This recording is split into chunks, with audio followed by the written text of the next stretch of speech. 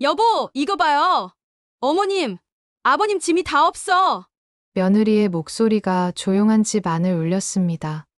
그 한마디가 공기를 가르듯 정적을 깨뜨렸지요. 거실은 이상하리만큼 정리되어 있었습니다. 커튼 사이로 오후 햇살이 길게 들어오고 바닥 위엔 먼지가 고요히 쌓여 있었습니다. 냉장고는 멈춘 듯 아무 소리도 나지 않았고 식탁 위엔 찬물 한 잔조차 없었습니다.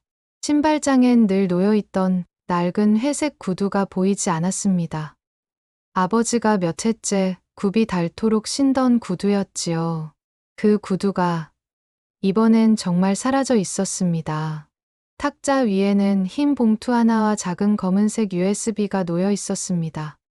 며느리가 봉투를 들었습니다. 이게 뭐예요? 그녀의 손끝이 미세하게 떨렸습니다. 아들은 아무 말도 하지 않았습니다. 봉투 안에는 짧은 편지 한 장이 들어 있었습니다. 우린 이제 괜찮다. 그동안 고마웠다. 너희도 잘 지내라. 그 문장은 단정했지만 글자 사이에는 오래된 한숨이 묻어 있었습니다. 아들은 천천히 USB를 컴퓨터에 꽂았습니다. 짧은 잡음이 흐르더니 낯익은 목소리가 울려 퍼졌습니다. 오늘은 날이 참 좋다. 민수 여행 간다고 했지. 며느리도 바쁘다더라. 이제 우리도 좀 쉬자. 잠시 숨을 고르듯 멈추더니 목소리가 조금 낮아졌습니다. 며칠 전에 그러더라. 이젠 가게도 정리하시죠. 그 말이 고맙긴 한데 이상하게 마음이 남았어. 쉬라니까 참 이상하더라. 이제 우리가 설 자리가 없다는 생각이 들더라. 말끝이 흐릿하게 떨렸습니다. 그래서 정리했어. 민수 힘들게 안 하고 우리도 깔끔하게 비워주자고. 그게 마지막 예의 같아서. 짧은 숨소리, 그리고 정적. 그 뒤로는 아무 말도 들리지 않았습니다. 아들은 손을 내리지 못했습니다. 모니터 불빛이 그의 얼굴을 비췄고 며느리는 봉투를 두 손으로 꼭 쥔 채 한참 말이 없었습니다. 며칠 전 부모는 아들 부부의 여행 가방을 챙겨주고 있었습니다. 어머니가 웃으며 말했지요. 민수야, 카드 쓸 일 있으면 그냥 써. 아버지 통장에 조금 남아 있을 거야. 아들은 무심히 대답했습니다. 괜찮아요. 그 돈 남겨두세요. 이제 그런 거 안 챙기셔도 돼요. 그 말에 어머니는 잠시 미소를 지었지만 그 웃음 끝에는 짧은 멈칫이 있었습니다. 그날 밤 부부는 불 꺼진 거실에서 오래 말없이 앉아 있었습니다. 이젠 정말 정리하자. 아버지가 조용히 말했습니다. 어머니는 고개를 끄덕였지요. 그래, 이제는 우리가 비워줄 때가 됐지. 두 번째 녹음 파일이 자동으로 재생되었습니다. 이번엔 아버지의 목소리였습니다. 살다 보면 말 안 해도 아는 게 있지. 그 말 우리도 알아들었어. 미안하지 않아. 그저 고마웠어. 그 짧은 말 뒤로 작은 숨소리 하나가 들렸습니다. 그리고 다시 정적이 찾아왔습니다. 아들은 그 자리에 앉은 채 눈을 감았습니다. 며느리는 봉투를 품에 안고 고개를 떨궜습니다. 아무 말도 할 수 없었지요. 창문 밖으로 바람이 불었습니다. 커튼이 천천히 흔들렸습니다. 햇살은 여전히 따뜻했지만 그 따뜻함 속엔 싸늘한 그리움이 섞여 있었습니다. 우린 이제 괜찮다. 그 문장이 너무도 조용히 마음을 무너뜨렸습니다. 그날 밤 아들은 거실에 홀로 앉아 있었습니다. 부모의 자리가 사라진 집은 이상하리만큼 깨끗했습니다. 식탁 위 작은 얼룩, 의자에 남은 쿠션 하나, 그 모든 게 여전히 그들의 온기 같았습니다. 그는 천천히 눈을 감았습니다. 괜찮다는 말, 그건 정말 괜찮아서가 아니라 이제 더는 버티기 힘들어서 하는 말이었습니다. 잠시 후 그는 식탁 위 봉투를 바라봤습니다.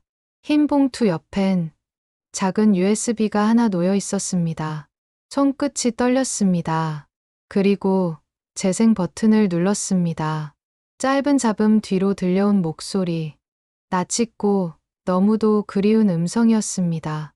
여보, 어제 떡볶이 양념 남은 거 버려야지? 그 한마디에 공기는 금세 과거의 냄새로 바뀌었습니다. 기름 냄새, 김밥김의 향. 가게 문을 여는 덜컥거림까지 생생하게 되살아났습니다. 그렇게 이야기는 천천히 세월을 거슬러 두 사람이 마지막까지 머물렀던 그 분식집으로 향했습니다. 분식집 문을 여는 소리가 아직도 귓가에 남아 있습니다. 낡은 문짝이 덜컥 하고 열리면 기름 냄새와 따뜻한 김이 한꺼번에 밀려나오곤 했죠. 그 냄새는 늘 그들의 하루를 시작하게 했고 또 하루를 버티게 했습니다. 아침마다 어머니는 김밥용 밥을 시키며 말했습니다. 여보, 오늘은 단골들 좀 올라나 몰라. 아버지는 묵묵히 철판을 닦으며 웃었습니다. 올 거야. 늦더라도 점심엔 꼭 오더라. 그 대화는 늘 같았지만 그 속에 담긴 기대는 점점 작아지고 있었습니다. 20해 넘게 지켜온 가게, 해미 분식. 세월이 흘러 손님도 거리의 소리도 변했지만 두 사람은 그곳을 떠나지 못했습니다. 그곳에는 함께 흘린 땀, 함께 웃던 날들이 쌓여 있었으니까요. 그런데 그날따라 가게 앞 골목이 유난히 한산했습니다. 철판 위에 기름이 식고 김밥김이 눅눅하게 말라갔습니다. 손님이 오지 않는 시간, 어머니는 의자에 앉아 멍하니 밖을 바라봤습니다. 길 건너 새로 생긴 프랜차이즈 분식집엔 밝은 조명이 반짝였고 젊은 점원이 활기차게 손님을 맞이하고 있었습니다. 그 모습을 본 어머니의 손끝이 잠시 멈췄습니다. 우리도 저런 때가 있었지. 아버지가 말했습니다. 그땐 하루 종일 웃었지. 발이 부르텄는데도 어머니는 말없이 웃었지만 그 웃음은 오래가지 않았습니다. 이제는 다들 저쪽으로 가네. 그 말이 허공에 닿자 철판 위에서 기름이 지익 소리를 냈습니다. 마치 마지막 불꽃 같았습니다. 며칠 뒤 아들 내외가 가게를 찾아왔습니다. 며느리가 조심스레 물었습니다. 어머님, 아버님, 이젠 좀 쉬셔야죠. 요즘 장사도 안 된다면서요. 어머니는 잠시 말을 잃었습니다. 응, 뭐 그래야겠지. 아버지는 고개를 숙인 채 장부를 정리했습니다. 며느리는 다시 말했습니다. 가게 정리하시면 저희가 도와드릴게요. 이제 그런 거 안 하셔도 돼요. 그 말 속엔 진심이 있었지만 그 진심이 오히려 부모의 마음을 흔들었습니다. 너무 쉽게 말하네. 그날 밤 어머니가 조용히 말했습니다.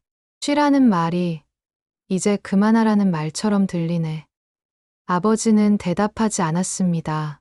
불 꺼진 철판 위에 손바닥을 대며 오래된 기름 자국을 문질렀습니다. 이걸로 애들 학교 보내고 결혼시키고 다 했는데 말끝이 희미하게 떨렸습니다. 어머니는 아무 말 없이 수건을 짰습니다. 그 손에서 물이 뚝뚝 떨어졌습니다. 그 소리가 유난히 크게 들렸습니다. 그날 이후 가게는 더 조용해졌습니다. 아침마다 열던 셔터 소리도 늦어졌고 가게 불빛은 하루가 다 가서야 겨우 켜졌습니다. 손님은 1명, 2명 줄어들었고 단골이던 미용실 아주머니도 이젠 너무 힘드시죠 라며 계산대 위에 동전을 올려두고 나갔습니다. 밤마다 아버지는 장부를 넘기며 말했습니다. 이게 마지막이겠지. 어머니는 장독대에 남은 고추장을 닦으며 대답했습니다. 우리 없는 세상도 잘 돌아가겠지. 그 대화엔 체념이 아닌 정리가 있었습니다. 이미 마음속에서는 오래전부터 이별을 준비해왔는지도 모릅니다. 며느리의 말은 분명 악의가 없었습니다. 하지만 그 말이 도화선이 되었죠. 누군가의 선의가 누군가의 존엄을 건드릴 때 그 상처는 말보다 깊게 남습니다. 그리고 어느 저녁 아버지가 가게 문을 닫으며 조용히 말했습니다. 내일 은행 좀 가야겠어. 은행은 왜? 그냥 오래된 거 정리 좀 하려고. 그날 밤 어머니는 불 꺼진 가게를 한 바퀴 둘러보았습니다. 철판, 국자, 냄비, 그리고 오래된 간판. 그 모든 것이 그녀의 손과 함께 늙어 있었습니다. 한때 뜨겁게 삶을 데우던 불은 이제 그저 미지근했습니다. 어머니는 국자를 철판 위에 올려놓으며 중얼거렸습니다. 이제 그만 이 불을 꺼야겠네. 아버지는 대답 대신 조용히 그녀의 손등을 덮었습니다. 그 손엔 기름 냄새와 세월이 함께 배어 있었습니다. 밖에서는 바람이 불었고 가게 간판이 덜컥 소리를 냈습니다. 그 소리가 유난히 쓸쓸했습니다. 그리고 그날 이후 그들은 아무 말 없이 서로의 눈빛으로만 이야기를 나누었습니다. 그 침묵이 마지막 인사였을지도 모릅니다. 가게 문을 닫은 그날 밤, 두 사람은 불을 켜지 않은 채 주방에 앉아 있었습니다. 유리창 밖으로는 비가 내리고 있었고, 천장에서 떨어지는 물소리가 지붕을 때렸습니다. 그 소리가 마치 오래된 시간들이 한꺼번에 쏟아지는 것 같았습니다. 어머니는 젖은 손으로 앞치마 끈을 풀었습니다. 여보, 저 며느리 말 맞아. 이제 그만해야지. 아버지는 말없이 담배를 꺼내 불을 붙였습니다. 연기가 천천히 천장으로 올랐습니다. 그래. 그런데 그만두고 나면 우린 뭐가 남을까? 그 말이 공기 속에 맴돌았습니다. 비 소리보다 더 무겁게. 어머니는 한참 동안 대답하지 않았습니다. 그리고 낮게 웃었습니다. 뭐, 남는 게 있나? 다 애들한테 줬지. 그 말에 아버지는 고개를 들지 못했습니다. 웃음인지 한숨인지 모를 소리가 둘 사이를 스쳤습니다. 가게엔 여전히 손님이 없는 날들이 이어졌습니다. 점심시간이 지나도 의자 위엔 먼지만 쌓였고 냄비 속 국물은 식어갔습니다. 어머니는 그 식은 국물을 보며 중얼거렸습니다. 이제 이 냄비도 쉴 때가 됐네. 그날 오후 아들이 들렀습니다. 아버지, 어머니, 이젠 가게 정리하셔야죠. 이거 버티는 게 의미 없어요. 아버지는 눈길을 들지 않았습니다. 우리가 버티는 게 의미가 없냐? 아들은 답을 하지 못했습니다. 대신 지갑에서 카드를 꺼내며 말했습니다. 이번 달 월세는 제가 냈어요. 그러니까 이제 진짜 쉬세요.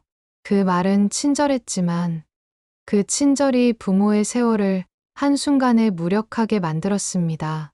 아버지는 조용히 웃었습니다. 그래, 고맙다.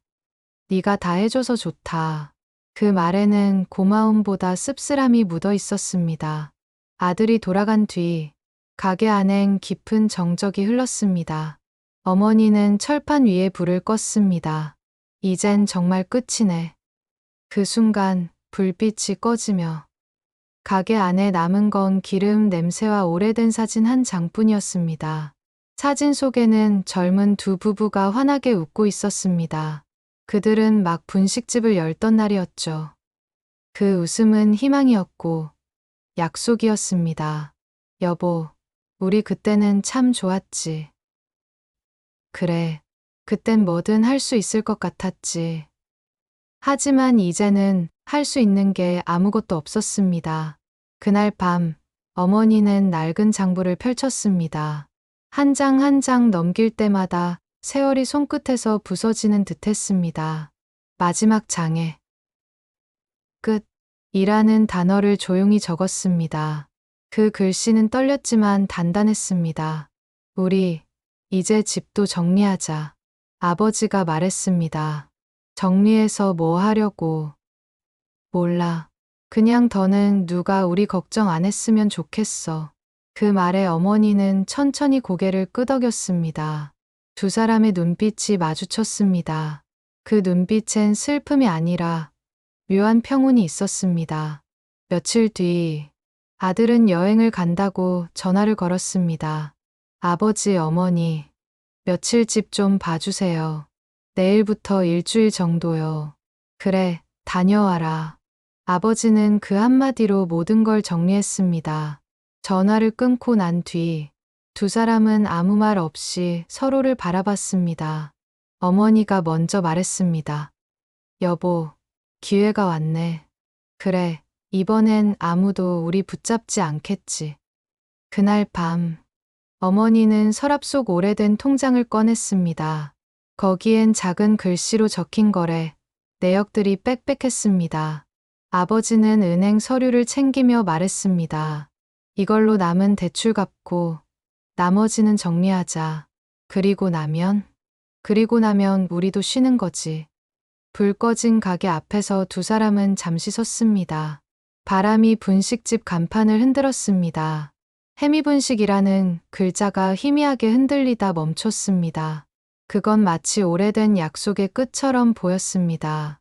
아버지는 가게 열쇠를 손에 쥐었습니다. 그 쇠열쇠의 차가움이 손끝에 남았습니다. 우리 이제 여기로 돌아오지 말자. 그래요. 이제 진짜 그만하자. 어머니의 목소리는 떨리지 않았습니다. 그저 담담했습니다. 그날 밤, 그들은 마지막으로 불 꺼진 가게를 뒤돌아보았습니다. 창문 너머, 빈 철판 위에 한 줄의 불빛이 비쳤습니다. 그 불빛이 꺼지자 그들의 지난 세월도 함께 사라지는 것 같았습니다. 그 후로 두 사람은 다시 그곳에 나타나지 않았습니다. 누구에게도 말하지 않은 채 모든 것을 정리하고 모든 것을 두고 떠났습니다. 밤이 깊었습니다.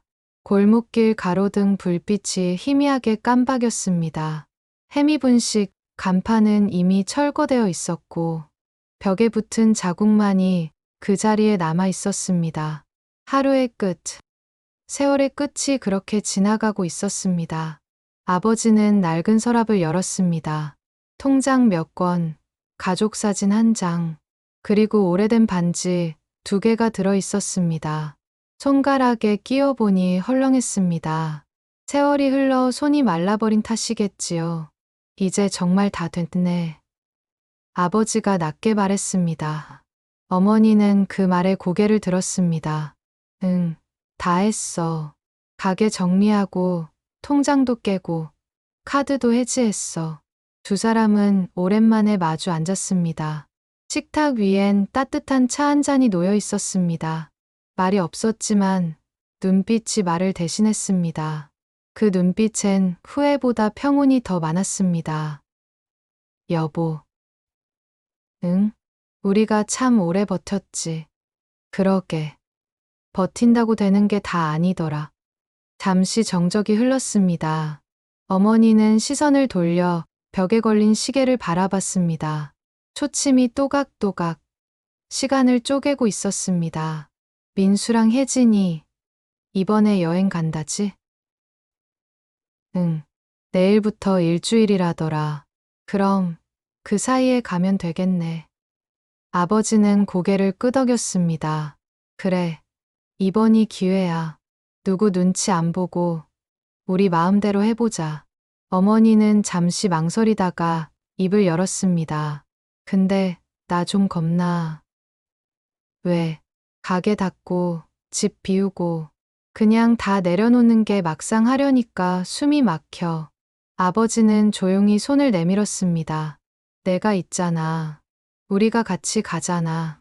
그 말에 어머니의 눈가가 젖었습니다. 평생을 함께했던 사람, 이제는 서로에게 마지막으로 남은 사람이었습니다. 그날 밤, 두 사람은 오랜만에 거실 불을 켰습니다. 불빛이 벽을 타고 천천히 퍼졌습니다. 가구 위엔 먼지가 내려앉았고 창가엔 작은 화분이 시들어 있었습니다. 내일 새벽에 나가자. 그래, 이 집에도 인사하고 가야지. 혜진이한텐 뭐라고 쓸까? 그냥 미안하단 말만 쓰자. 어머니는 서랍에서 하얀 편지지를 꺼냈습니다. 조심스레 펜을 들고 한 글자 한 글자 적기 시작했습니다. 민수야, 혜진아, 우리가 갑자기 사라져서 놀랄 거야. 미안하다. 근데 이제 좀 쉬고 싶다. 이제야 우리 둘이서 밥 한 끼 편히 먹을 수 있을 것 같구나. 글씨가 흔들렸습니다. 눈물이 떨어져 종이 위에 번졌습니다. 그 흔적이 마지막 마음 같았습니다. 이 편지는 식탁 위에 두자 아버지가 말했습니다.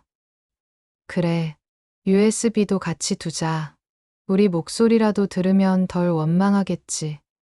두 사람은 USB를 꺼내 녹음을 시작했습니다. 민수야, 혜진아, 너희 덕분에 오래 살았다. 이제는 우리도 우리답게 살고 싶다. 이제야 조금은 우리 인생을 찾은 것 같다. 짧은 말들이 남았습니다. 서툴고 느린 목소리였지만 그 속엔 세월의 무게가 고스란히 담겨 있었습니다. 녹음이 끝나자 어머니는 손을 모으고 조용히 눈을 감았습니다. 이제 진짜 끝이네. 그래. 근데 이상하게 마음이 편하다. 나도 그래. 밤은 깊어갔습니다. 밖에서는 비가 그치고 바람이 잦아들었습니다. 두 사람은 창문을 열었습니다. 차가운 공기가 방 안으로 들어왔습니다. 그 공기가 오히려 따뜻하게 느껴졌습니다. 아버지는 서류 봉투를 가방에 넣었습니다. 집 문을 나서기 전 한 번 더 거실을 바라봤습니다. 낡은 시계, 오래된 커튼, 식탁 위엔 봉투와 USB만 가지런히 남겨져 있었다. 이제 가자. 그래요. 그들은 신발을 신었습니다. 신발장엔 더 이상 다른 신이 남지 않았습니다. 문을 닫자 부드럽게 철컥하는 소리가 났습니다. 그 소리가 유난히 또렷했습니다. 아무도 없는 새벽거리, 두 사람의 발자국이 나란히 이어졌습니다. 가로등 아래서 어머니가 잠시 걸음을 멈췄습니다. 여보, 우리 잘한 걸까? 아버지는 잠시 생각하다가 천천히 대답했습니다. 이젠 잘하고 못하고가 중요하겠나. 우린 그냥 우리답게 가는 거지. 그 말에 어머니는 미소를 지었습니다. 그리고 그 미소는 눈물보다 더 슬펐습니다. 새벽 5시. 창문 너머로 어둠이 아직 완전히 걷히지 않았습니다. 도시는 잠들어 있었고 거실 시계의 초침 소리만 또렷하게 들렸습니다. 아버지는 조용히 서류 봉투를 닫았습니다. 이제 다 됐지? 응, 다 됐어요. 어머니의 목소리가 낮게 흔들렸습니다. 손끝에는 오래된 열쇠와 병원비 영수증, 그리고 마지막 편지가 들려 있었습니다. 테이블 위엔 그동안 모은 서류가 가지런히 놓여 있었고, 한쪽에는 봉투 하나와 USB가 나란히 놓여 있었습니다. 아버지는 고개를 끄덕이며 자리에 앉았습니다. 편지는 여기 두자. 응, 여기가 좋겠어요. 아이들이 들어오면 바로 보이겠죠. 그래, 딱 그렇게 해. 두 사람은 말없이 식탁을 바라봤습니다. 거실엔 찬 공기와 오래된 가스레인지, 냄새가 섞여 있었습니다. 어머니가 살짝 웃었습니다. 이 집도 오래 있었네. 그랬지. 우리가 이 집에 들어온 게 언제더라. 민수 중학교 들어갈 때였나. 그땐 참 정신없이 바빴는데, 그땐 그래도 웃을 일도 많았지. 잠시 정적이 흘렀습니다. 아버지는 의자에 등을 기댔습니다. 여보, 이 결정 후회 안 해? 후회했으면 애초에 이렇게 못했죠. 그래, 맞아요. 아버지는 미소를 지었습니다. 이젠 조금 쉬자. 남 눈치 보느라, 애들 눈치 보느라 너무 오래 살았어. 그래요. 이제 우리도 우리답게 살아요. 그 말이 끝나자 어머니는 봉투를 다시 한번 매만졌습니다. 그리고 손으로 글씨를 천천히 썼습니다. 민수야, 혜진아, 너희 덕분에 참 오래 잘 살았다. 이제 우리 둘만의 시간으로 조금 쉬려 한다. 걱정하지 말고 각자 자리에서 잘 살아라. 사랑한다. 엄마, 아빠가. 어머니는 펜을 내려놓고 천천히 봉투를 닫았습니다. 그리고 식탁 한가운데 조심스럽게 올려두었습니다. 그 옆엔 작은 USB가 가지런히 놓여 있었습니다. USB 속에는 그동안의 가게 일지, 병원 기록, 그리고 어머니가 남긴 목소리 메모가 담겨 있었습니다. 짧은 녹음 하나가 그들의 마지막 인사처럼 남아 있었습니다. 민수야, 엄마 아빠는 괜찮아. 우리가 해온 삶 후회 없으니까 너무 미안해하지 말고 내 삶 잘 살아라. 그게 우리가 제일 바라는 거야. 아버지는 어머니의 손을 꼭 잡았습니다. 됐네. 이제 불 끄자. 어머니는 고개를 끄덕이며 스위치를 내렸습니다. 찰칵, 불이 꺼지자 집은 한순간에 어둠에 잠겼습니다. 하지만 그 어둠은 두렵지 않았습니다. 오히려 편안했습니다.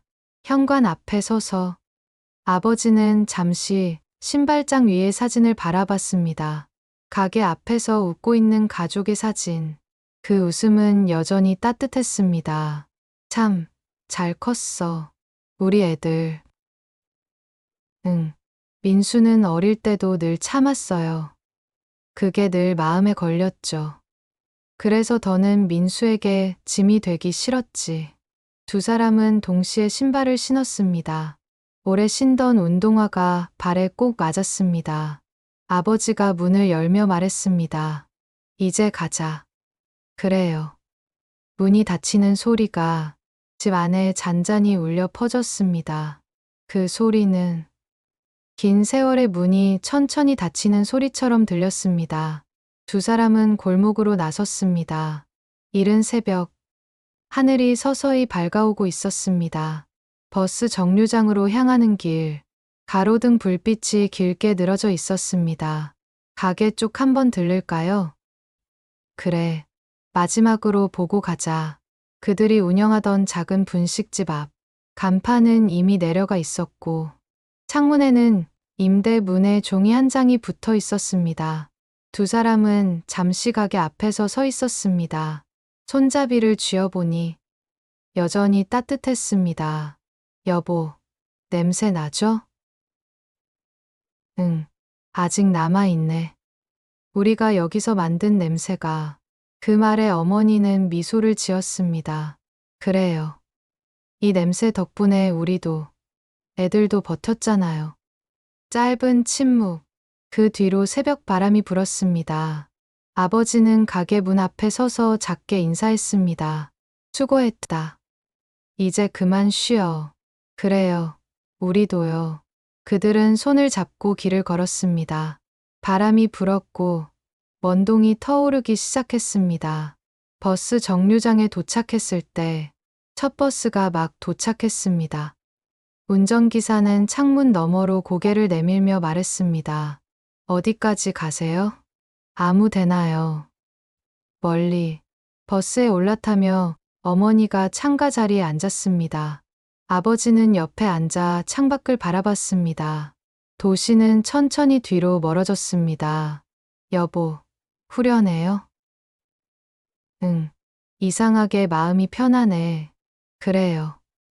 우리 이제 그늘 말고 햇살 쪽으로만 가요. 그랬으면 좋겠네. 버스가 언덕을 넘어갈 때 햇살이 차창을 타고 들어왔습니다. 그 빛이 두 사람의 얼굴을 감쌌습니다. 오랜 세월의 주름 하나하나가 그 빛 속에서 부드럽게 녹았습니다. 아버지는 창밖으로 스치는 하늘을 보며 낮게 말했습니다. 민수가 이 햇살을 봤으면 좋겠네. 이게 우리 마음인 줄 알 텐데. 어머니가 조용히 웃었습니다. 언젠간 알 거예요. 늦게라도. 그 말에 두 사람은 서로의 손을 꼭 잡았습니다. 버스는 멀어져 갔고 그들의 그림자는 아침 햇살 속으로 천천히 사라졌습니다. 버스는 3시간 넘게 달렸습니다. 도시는 점점 멀어지고 대신 논과 밭, 그리고 산이 이어졌습니다. 바다 냄새가 살짝 섞인 바람이 창문 틈으로 들어왔습니다. 그 바람엔 오래 묵은 피로가 조금씩 풀리는 냄새가 났습니다. 어머니는 창가에 머리를 기댔습니다. 여보, 우리 예전에 여행 온 데 같아요. 아버지는 창밖을 보며 미소 지었습니다. 그러게. 그때는 하루 이틀 와 있다가 돌아갔는데 이번엔 좀 오래 있어도 되겠지. 그래요. 이제는 돌아갈 집도 없으니까. 그 말에 두 사람은 잠시 웃었습니다. 그 웃음엔 서글픔도 안도감도 함께 섞여 있었습니다. 버스가 멈췄습니다. 작은 시골 터미널. 낡은 간판 밑으로 장사 준비하는 사람들이 바삐 움직였습니다. 두 사람은 천천히 내렸습니다. 공기가 달랐습니다. 도시의 매캐함 대신 짙은 흙 냄새와 바다 냄새가 섞여 있었습니다. 아버지는 숨을 크게 들이마셨습니다.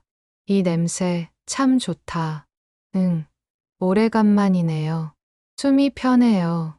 두 사람은 숙소 대신 터미널 근처 부동산에서 월세방 구함 종이를 받습니다.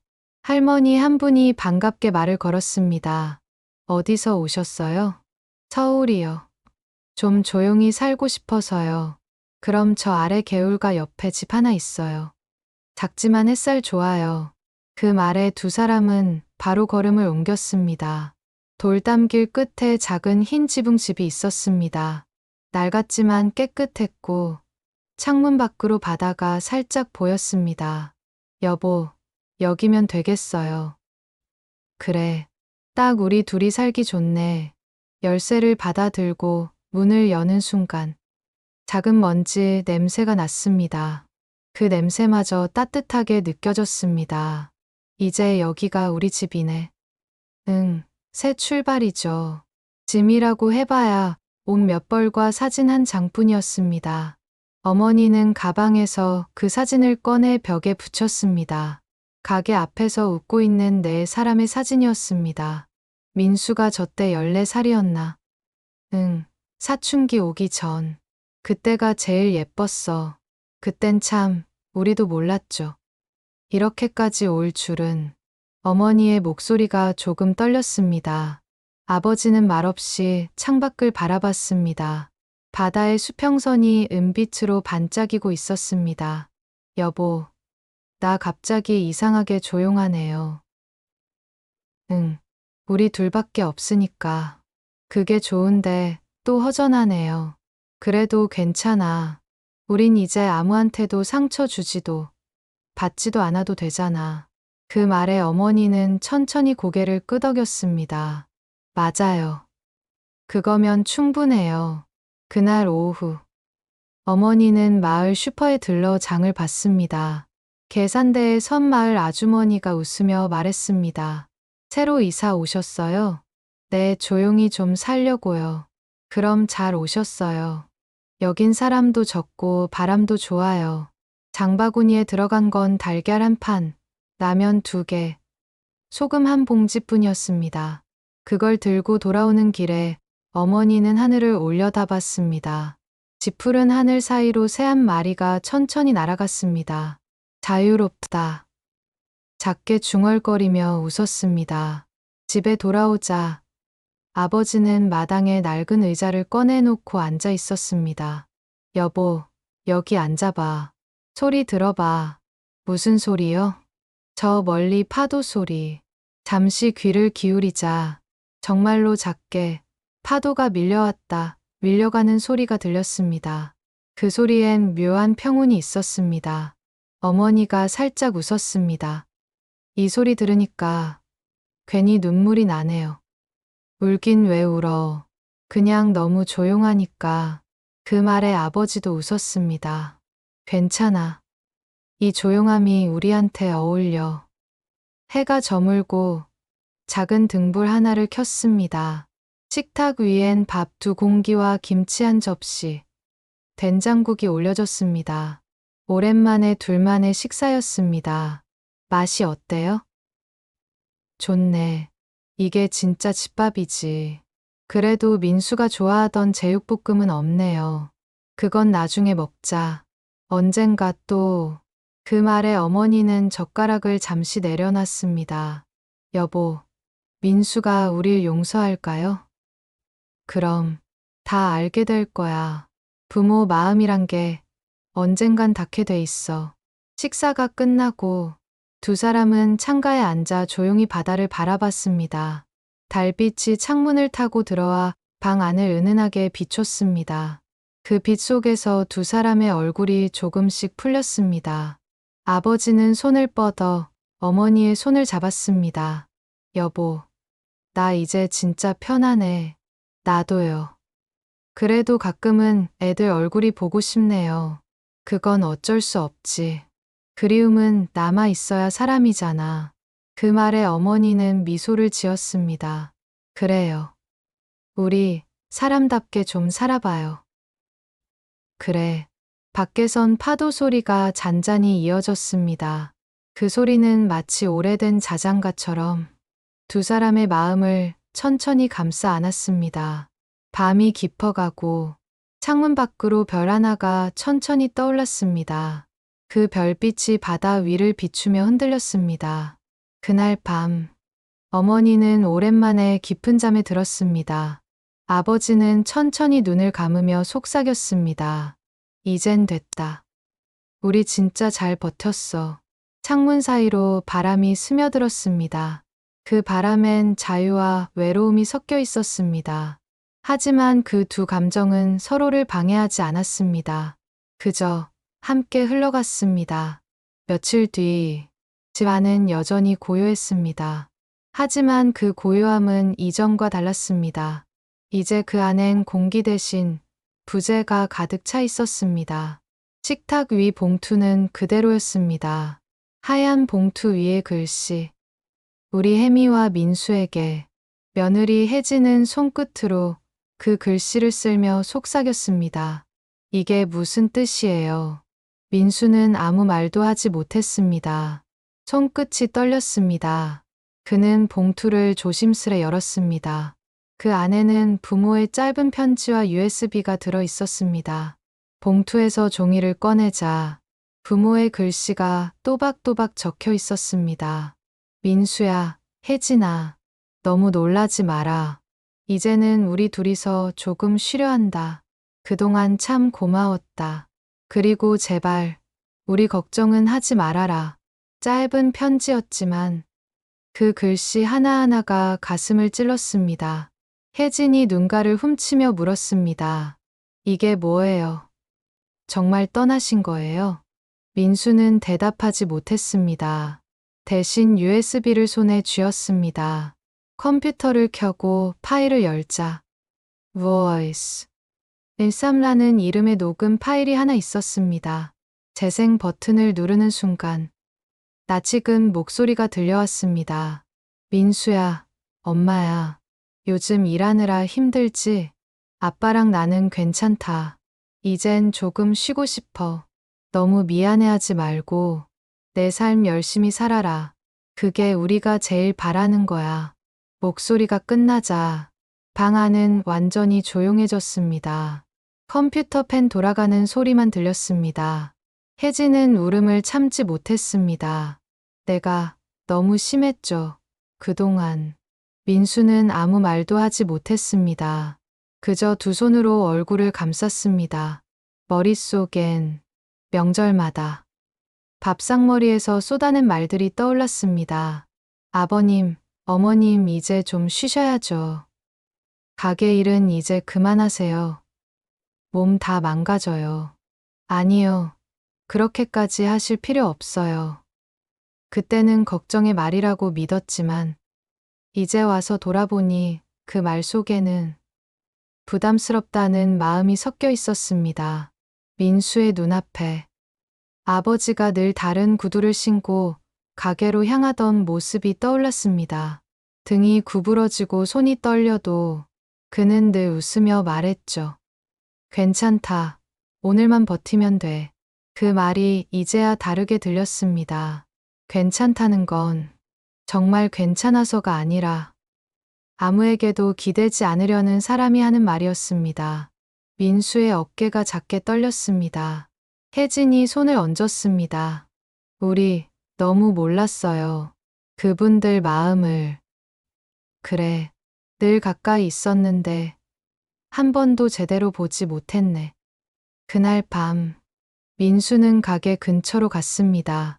이젠 간판도 철거된 그 자리엔 임대 문에 종이 한 장만 붙어 있었습니다. 그는 종이를 한참 바라보다가 낮은 목소리로 말했습니다. 아버지, 엄마. 차가운 바람이 골목을 지나갔습니다. 가게 문턱엔 여전히 낡은 의자 하나가 놓여 있었습니다. 민수는 그 위에 앉아 천천히 숨을 내쉬었습니다. 그리고 고개를 숙였습니다. 눈물이 바닥에 떨어졌습니다. 그건 분노나 슬픔이 아닌 늦은 이해의 눈물이었습니다. 그제야 그는 알았습니다. 부모의 떠남은 도망이 아니었다는 것을. 그건 세상과 가족 모두에게 남긴 마지막 존엄의 인사였습니다. 그는 허공에 대고 속삭였습니다. 이제야 알겠어요. 괜찮다는 말. 그게 마지막 부탁이었네요. 그 순간 바람이 부드럽게 불었습니다. 가게 유리문이 살짝 흔들리며 어딘가에서 희미하게 들리는 듯 했습니다. 그래, 괜찮다. 이제 내가 잘 살아라. 민수는 고개를 들어 하늘을 바라봤습니다. 회색 구름 사이로 한 줄기 햇살이 스며들고 있었습니다. 그 빛이 눈부시게 따뜻했습니다. 그는 그 자리에 한참을 앉아 있었습니다. 햇살이 얼굴을 비추고 바람이 머리카락을 스치고 시간이 천천히 흘렀습니다. 그제야 마음속이 조금은 편해졌습니다. 이제야 부모의 마지막 말을 조금은 이해할 수 있을 것 같았습니다. 우린 이제 괜찮다. 그 문장이 이제는 그의 가슴 속에서 천천히 살아나고 있었습니다. 바다는 오늘도 잔잔했습니다. 햇살이 수면 위에 부서지며 반짝였고 작은 흰 지붕집 앞엔 바람결에 흔들리는 커튼이 조용히 펄럭였습니다. 어머니는 화분에 물을 주며 미소 지었습니다. 아버지는 마당 의자에 앉아 신문을 펼쳤습니다. 햇살은 두 사람의 어깨 위로 부드럽게 내려앉았습니다. 여보, 오늘은 파도가 조용하네요. 그래, 오늘은 우리 마음 같네. 민수는 잘 지내고 있겠죠? 그럼, 이젠 알아들었을 거야. 우리가 왜 이렇게 떠나야 했는지. 잠시 바람이 불었습니다.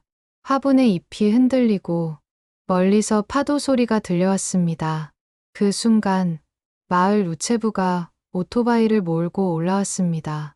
편지 왔어요. 서울에서 왔네요. 아버지는 놀란 듯 눈을 크게 떴습니다. 우리가요? 예. 여기 새로 오신 분 맞죠? 편지를 건네받은 아버지는 천천히 봉투를 열었습니다. 안에는 짧은 편지가 한 장 들어 있었습니다. 아버지, 어머니, 이제야 두 분 마음이 이해돼요. 저희도 두 분처럼 살고 싶어요. 후회하지 않게 서로 다정하게요. 사랑합니다. 민수, 혜진 올림. 아버지는 눈가를 닦으며 웃었습니다. 봤지? 결국 알아줬어. 어머니는 미소 지었습니다. 그러게요.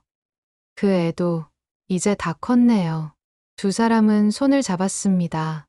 햇살이 손끝을 비췄습니다. 그 온기가 오래도록 사라지지 않았습니다. 바람이 불었습니다. 파도는 잔잔히 밀려왔다 밀려가며 그들의 발끝을 살짝 적셨습니다. 이젠 정말 괜찮네요. 그래요. 우리도, 저 애들도. 그 말이 바람을 타고 흩어졌습니다. 멀리서 새 한 마리가 천천히 하늘로 날아올랐습니다. 그 모습은 오래된 인생이 조용히 다음 장으로 넘어가는 장면 같았습니다. 시간이 흘러 저녁 하늘이 분홍빛으로 물들었습니다. 작은 집 창문에 불이 켜지고 밥 짓는 냄새와 웃음소리가 번졌습니다.